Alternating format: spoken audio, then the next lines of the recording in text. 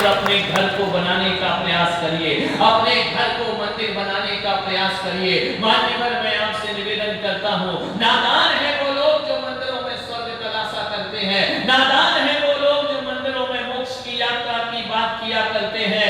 मैं कहता हूँ यदि घर से नरक के रास्ते खुलते हैं तो आज जाना उसी घर के कोने में देखना, वहां स्वर्ग और मोक्ष के रास्ते भी वहीं से निकला करते हैं, याद रखना है। आपसे निवेदन है, मंदिरों में जाता हूं तुम्हारे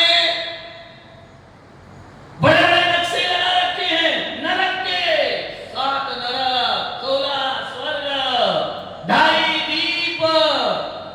बाहरी नादान नरकों के नक्शे लगा रखे, घर का नक्शा बनाना नहीं आता है, ध्यान रखना है। नरकों के नक्शे लटका के करेगा क्या? ध्यान विचार करिए, जहां जाना नहीं है वहां के नक्शे लटका रखे हैं मंदिरों में, ध्यान रखना है। विचार करिए, घर का नक्शा बनता नहीं, घर का नक्शा संभलता नहीं है। आपसे निवेदन करना चाहता हूँ, एक आदमी आया, बोले महाराज 7 नरक के नीचे क्या है? मैंने कहा निगोद है, निगोद है। बोले वहां कितनी जगह है? अब देखो प्रश्न देखो, कितनी जगह है? मैंने कहा रामलाल वहां तो नहीं काटना है क्या जा करके? निगोद के नीचे कितनी जगह है? फालतू के मुर्दा प्रश्न, इन प्रश्नों से जिंदगी का कोई कायाकल्प होने वाला। स्वर्ग कितने, नरक कितने?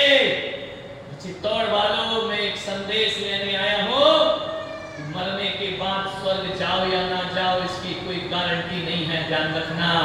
ना तुम बता सकते हो ना मैं बता सकता हूँ, लेकिन आपसे निवेदन करना चाहता हूँ कि मरने के बाद स्वर्ग तलाशने वालों, जीते ही स्वर्ग सा जीवन जी लो, मरने के बाद स्वर्ग अपने आप प्राप्त हो जाएगा, ध्यान रखना है। ताली मुझसे बजाना एहसान मत करो।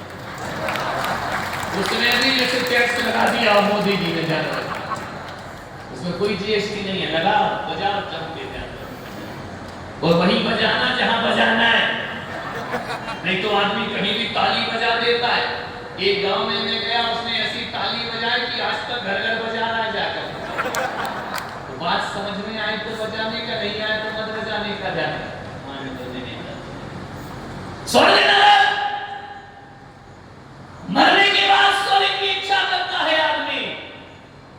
कहता हूं जिसने अपने घर का वातावरण नरक जैसा बना रखा है, मंदिर तो छोड़ो, समेत शिखर और पाली ताना में भी प्राण छोड़े तो नरक के द्वार खुला करते हैं, ध्यान रखना है। पहले अपने घर को स्वर्ग बनाने का प्रयास, स्वर्ग जैसा हो।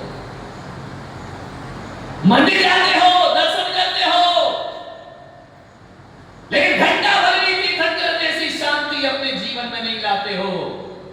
पुलक सागर कहता हूं, मंदिर जाने से केवल चावल चढ़ा देना और जल चढ़ा देने से जीवन का कायाकल्प नहीं होता है। जब मंदिर से वापस लौटो तो घंटे भर ही सही तीर्थंकर जैसा आचरण और तीर्थंकर जैसा हमारा चरित्र होना चाहिए।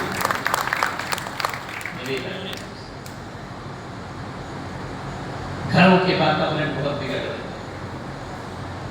मैं चाहूं तो यहां बैठकर समय साल की बातें समझा सकता हूं, मैं चाहूं तो यहां बैठकर गीता के श्लोक का अर्थ बता सकता हूं, मैं चाहूं तो शास्त्रों की गहरी गहरी बातों पर भी प्रवचन कर सकता हूं, लेकिन मैं सोचता हूं कि तुम्हें भगवान बनाने की जरूरत बिल्कुल नहीं है। वो तुम बन भी नहीं सकते, तुम्हारी लक्षण खराब है, लाख कोशिश कर लो तुम नहीं बन पाओगे। लेकिन मैं पुलक सागर चाहता हूं कि तुम्हें भगवान बनाऊं या ना बनाऊं, लेकिन तुम्हें एक अच्छा इंसान बनाकर जाऊं, क्योंकि जो अच्छा इंसान होता है वही भविष्य का भगवान हुआ करता है, ध्यान रखना है। भगवान की पहली नींव भगवान बनने की सच्चाई और अच्छाई